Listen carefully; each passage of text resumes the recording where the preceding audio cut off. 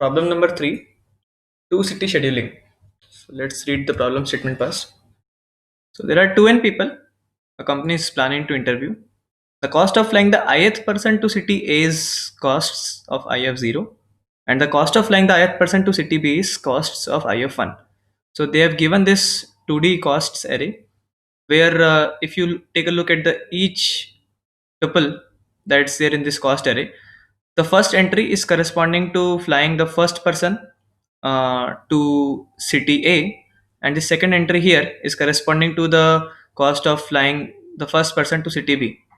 If you take a look at this third entry in this costs array, so here the first entry is corresponding to flying the third person to city A, and the second entry is corresponding to flying the third person to city B. Okay, so this is what they are saying. This is what this costs array mean here. Okay, so we have to use this information and we have to return the minimum cost to fly every person to a city such that exactly n people arrive in each city. So they are saying that there are 2n people in total. So what you have to do is exactly n people should arrive to city A and exactly n people should arrive to city B. This is what we have to do, and we have to return the minimum cost with which we can do this thing. So if you just have a look at this example here. So what they are saying is if the first person actually goes to city A, that actually costs 10. So this is the cost for the first person. The second person, if it goes to city A, then this is the cost that we incur. For the third person, if it goes to city B, then this is the cost that we incur. And for the fourth person, this is the cost that we incur if it goes to city B. Now, if you add these values 10 plus 30 plus 50 plus 20, that's 110. So that's the minimum cost that we can achieve with the constraint that exactly n people arrive in city A and exactly n people arrive in city B. So in this case we had 2n equals 4. So exactly 2 people are going to arrive in city A and exactly 2 people are going to arrive in city B. Okay, there are some more information, some constraints that the costs length will be less than equal to 100. It's guaranteed that costs dot length is even. Makes sense because if we have 2n people, then of course this costs dot length should be even, and each of the costs that we have here will be less than equal to 1000. So the main thing here is how do we actually approach in order to solve this particular problem. So the moment I saw this problem for the very first time, I was thinking of the solutions which was either greedy or based on some sorting techniques or those kind of stuffs. But then I realized there is even a more beautiful solution, that's with dynamic programming technique. And most of you might not be very comfortable with dynamic programming. So even when I started competitive coding, even I was not very comfortable with dynamic programming for some years, some initial years. But I'll try to present this concept in such a way that you will be really able to understand what's happening under the hood, and you'll be able to appreciate the way we will apply dynamic programming to this problem. So many of you might come up with various solutions which are greedy in nature or which are based on some sorting techniques. So you really have to be very careful when you apply those kind of solutions. uh, those might work, but what we'll discuss in this particular video is a solution that is based on dynamic programming. Okay, and so here we go. So let's say we have this function f which actually takes two arguments, which is a number I and a number j. Okay, why am I having such kind of function? Is the reason that I will actually try to obtain the answer from f of n comma n. That means that this function will give me the minimum cost of selecting n person who will be flying to city A and n person who will be flying to city B. This is what this function will give me. Now let's take some example so that this thing is a bit more clear. Okay. Let's try to have.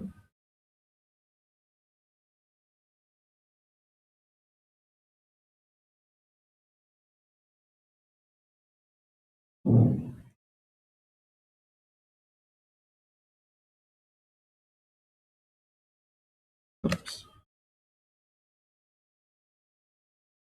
Okay. So let's say we have costs array, which is something like this. So we have 8 entries in the cost array. So we have the 0th entry, first entry, fourth, sixth, and we have some entries for A, some values for A, and some values for B. I'm not writing the value. This is just for the visualization purpose, that suppose we have a total of 8 persons, and we have these two cities A and B. So of course 4 people will go to city A and 4 people will go to city B. Okay. Uh, let's try to represent this thing in this format. Okay. So this is for A and this direction is for B. Suppose I am looking at this particular entry here. Okay. Let's say if this is the table that I represent with my function f. Okay. So this particular entry is corresponding to f of 4 comma 4. Okay. So this is f of 4 comma 4. This simply means that 4 people are traveling to city A and 4 people are traveling to city B. So we still don't know what is the order and in what order they are flying to city A, and like which person is traveling to city A and which person is traveling to city B. So we'll come up to that and we'll figure out how do we compute this f of 4 comma 4. But one thing to observe is, so how can you make this f of 4 comma 4? What I'm saying right now is, so if you have to make f of 4 comma 4, that means that you have already considered 8 persons and you have already placed these 8 persons to their respective cities. For example, if you have to compute f of 4 comma 4, you would have already placed these 7 people from 0 1 2 3 4 5 6. These are 7 entries, so you would have already placed these 7 people and you are trying to take the decision for the last one, whether this last person should go to A or this last person should go to B. This is what we'll be trying to do. Why? Because of course if 4 people are traveling to city A and then 4 people are traveling to city B, and since each person will be taking a decision whether to go to city A or to go to city B, if we have to compute this f of 4 comma 4, that means we have to consider a total of 8 person, and the 8th person here in this case is this. So we have to take the decision whether the 8th person will go to city A or the 8th person will go to city B. And how can we do that? So we can do that in two ways. Suppose if we want to compute f of 4 comma 4, and we just consider the last person here in this particular case. Okay. So there are two ways in which that can be done.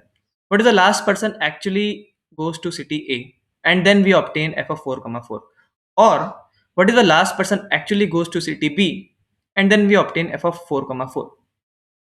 If the last person that we have here actually goes to city A, that means that before this last person is going to city A, we already had 3 persons in city A and 4 persons in city B.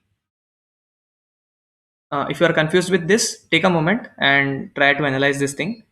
So what precisely I'm saying here is, we have already sent 3 people to city A and 4 people to city B, and then the last one, I'm sending that last guy to city A, and that actually makes f of 4 comma 4. Why? Because 3 people were already sent to city A and I'm sending the last guy to A. That means that 4 people are sent to city A. So that's why we have this f of 3 comma 4 here.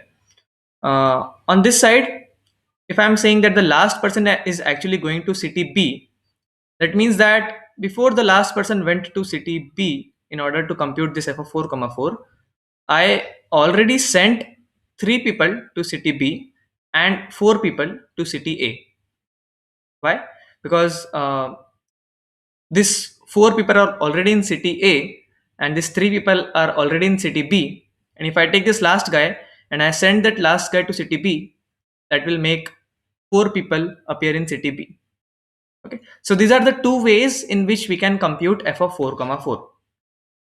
Now, if we have to take the minimum cost, that will actually result in sending 4 people to city A and 4 people to city B.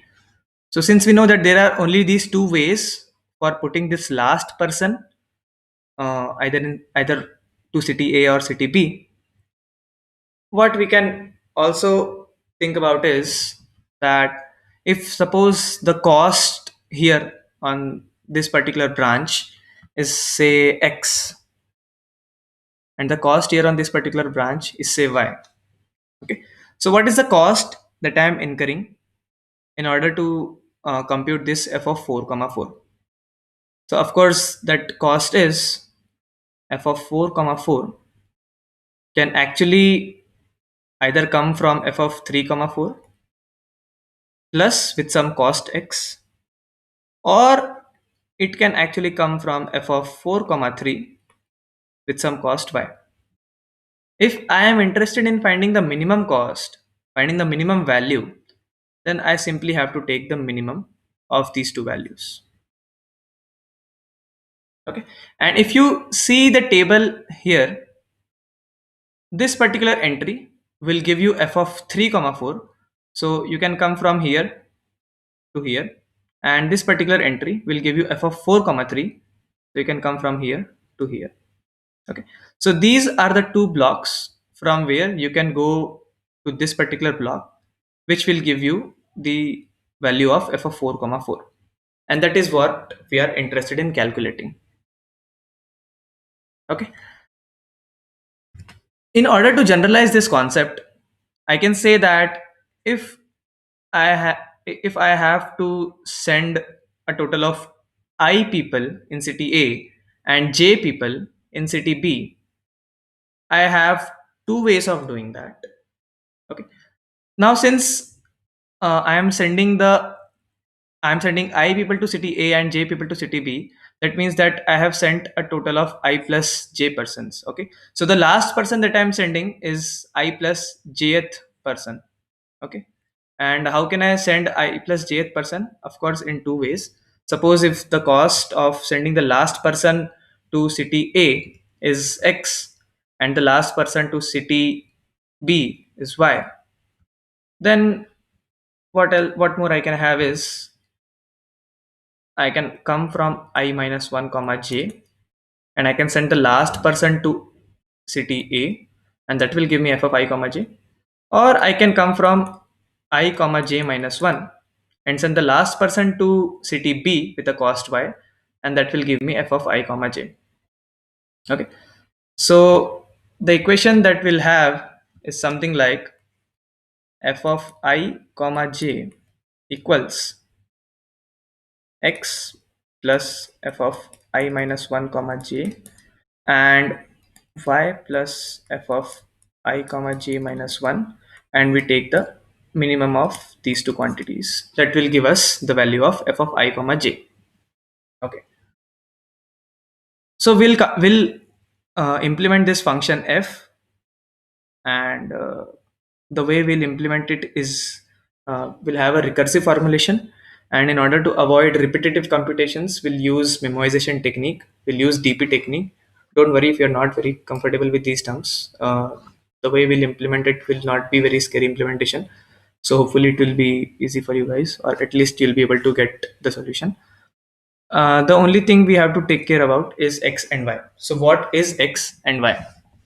So if you see here, if I am saying that I am sending the I plus jth person to city A, that is X, and I am sending I plus jth person to city B, the cost is Y. And I already have this information through the costs array. So here, if you have a look, this is what the costs array is, right? So if I ask you, what is the cost of sending the third person to city A? So you can just check here that this is the cost of sending the third person to city A. This 400 is the cost of sending the third person to city A, and this 50 is the cost of sending the third person to city B. Okay, but since we have zero based indexing of the arrays, so if you have to compute the cost of I plus jth person going to city A and going to city B, so what you can have is your x will actually be costs of I plus j minus 1 of 0, and y will be costs of I plus j minus 1 1. Why? Because of the same logic that we have seen here. So if I have to consider, say, the third person in this particular case, so in order to consider the third person, I'll have to actually consider the index number 2, because this is the first person, this is the second person, this is the third person, and I'll have to take the values from the second index because the arrays are zero based indexing. Okay. So this is what the x and y is. So I can actually rewrite this formulation, and the final formulation that I have is something like this. So f of I comma j, again, which is that I am sending I people to city A and j people to city B. That can actually be done in two ways, which is I'll take the minimum of. First way is I send the I plus jth person to city A. The cost that I incur in order to send the I plus jth person to city A is this. Now, if I'm sending the I plus jth person, that is the last person to city A, that means that I have already sent I minus 1 person to city A and j person to city B. Okay, so I'll use that, and that can be just written as f of I minus 1 comma j, because that's what our function is dealing with. So f represents the minimum cost with which you can send the I person to city A and j person to city B. And if you are sending the last person to city A, that means I minus 1 people were already in city A before this, and j people were already in city B before this. Okay, so we take the minimum of this quantity, and suppose if we send the last person to city B, so the cost that we are going to incur can be just computed as costs of I plus j minus 1 of 1, because that's what the cost is in order to send the I plus jth person to city B. Plus, if the last person is actually going to city B, that means I already had I person in city A and j minus 1 person in city B. So I just send one more person to city B, and I'll have j person in city B. Okay. So that f of I comma j minus 1 will capture, because that's what the function definition is, I comma j minus 1. Okay. And I just take the minimum of these two quantities. That's it. So if you are clear with this particular recursive formulation, then you've solved almost 80 to 90% of the problem. This is the only thing that you need to worry about. Okay. Now the answer will actually be stored in. So if you have to send n people to city A and n people to city B, f of n comma n is going to store your final answer. Okay. So we'll see how we can implement this thing uh, in using this recursion technique and using memoization. So the reason why we will use memoization is there will be some repetitive function calls that might happen, and we don't want to do that. So whenever we are computing, so for example, if we are computing say f of 2 comma 3, if you have already computed this thing, there is no point in again computing this quantity, right? Because anyways f of 2 comma 3, no matter how many times you compute, is going to remain the same, the value is going to remain the same, right? So we'll use memoization for that. This is not supposed to be a complete DP or recursion or memoization tutorial. So if you want me to make a separate video on that, let me know in the comment section. I can make a tutorial on that as well. But we'll just try to solve the problem as of now. Okay. So what I've done here for you guys is I've written down the steps which you can follow in order to implement the final solution. Okay, so first let's consider this definition f, the recursive definition that will solve our question. So of course the first step is to actually handle the cases where either I or j goes out of bounds. Okay, so we have already seen that what if we have a case where we are trying to compute f of I comma j, where I is actually 0 and j is say 2. So this will actually lead to two more cases, which is f of minus 1 comma 2 and f of 0 comma 1. Why? Because this is what the implementation is for f of I comma j. You first actually calculate f of I minus 1 comma j, and then you calculate f of I comma j minus 1. So when you do I minus 1, so since I is 0, so I minus 1 might just become minus 1. So this is one problematic thing which we don't want to handle. So how do we deal this thing? Since we are taking the minimum of these two things, so minimum of this and this, what we can do is, if at any point of time we have this kind of thing, f of I minus 1 comma 2, so we can just simply return an infinity from here. Okay, so when we take the minimum, since this is an infinite quantity, that actually gets ignored completely, and the only quantity that we have to deal with is the other quantity. Okay, so this is what we'll be doing.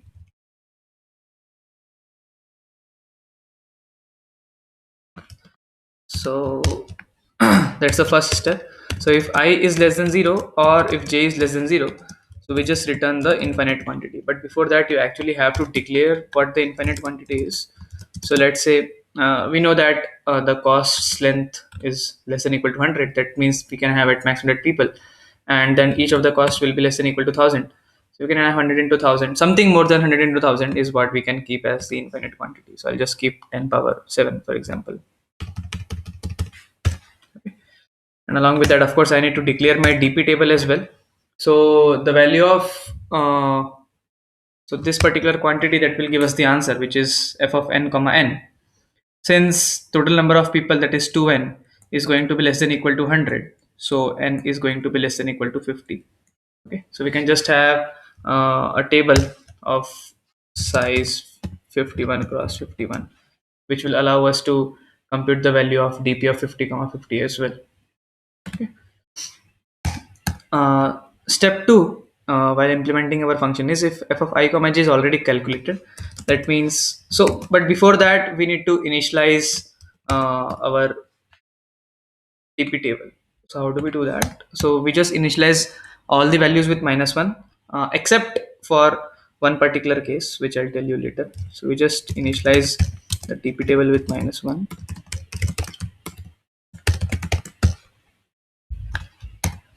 and in this particular case is,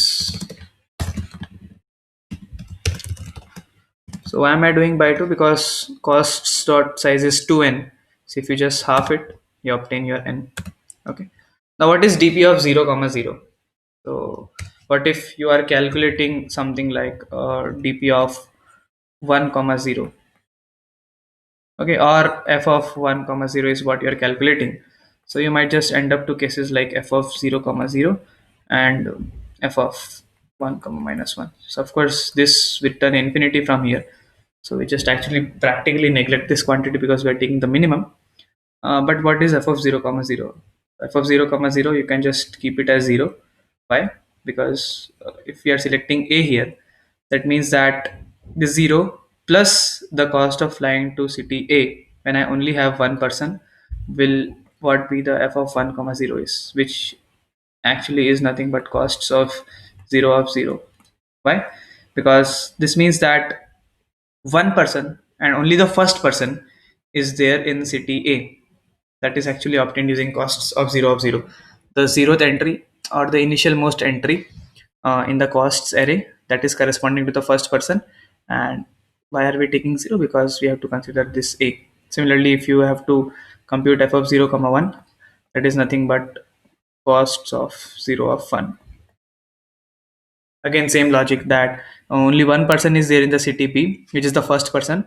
And what is the cost of flying the first person to city B? This is the cost of flying that person to city B.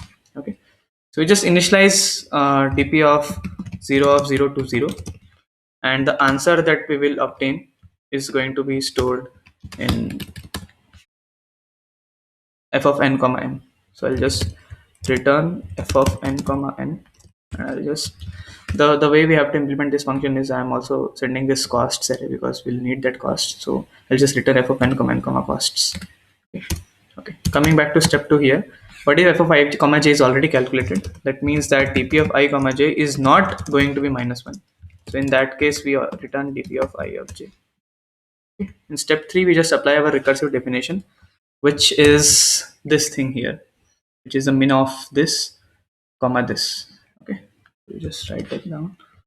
I'll just store my answer in answer. So the answer is going to be costs of I plus j minus 1 of 0 plus f of I minus 1 comma j comma costs comma costs of I plus j minus 1 of 1 plus f of I comma j minus 1 comma costs. Okay. As soon as I compute the answer for f of I comma j, I store that in dp of I comma j so that I don't do repeated computations, and at the end I just return answer. So that's it. Let's try to run this thing and see if we are able to get the correct answer. Oops. Okay, so there's a bracket mismatch here. Let's try to run the code again. Okay, 110, 110 makes sense. Let's just try to have a custom test case. Say, take this particular test case for example. So what if we just have uh, two people,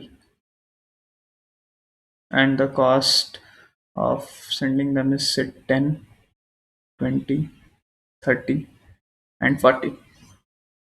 So the minimum cost in which I can send one people to A and one people to B is, so of course I can just first send this particular guy to city A and this particular guy to city B. That's going to give me 10 plus 40, which is 50. Or okay, let's consider this as 80 instead of 30.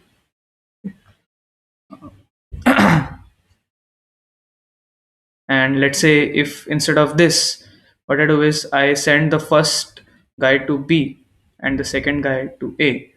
So that is going to cost me 20 plus 80. So that is 100. Yes, of course this cost is less 50. So if I give this as the costs array, I should obtain 50 as the answer.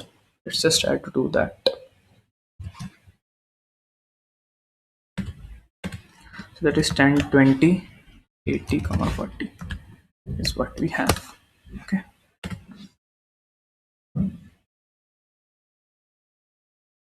So our answer is 50.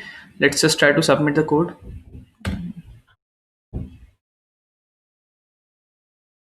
Okay, accepted. Thanks for watching. If you have any doubt, if you want to learn any new concept, or if you feel some of the things were not clear, you can just let me know in the comment section. Thank you for watching.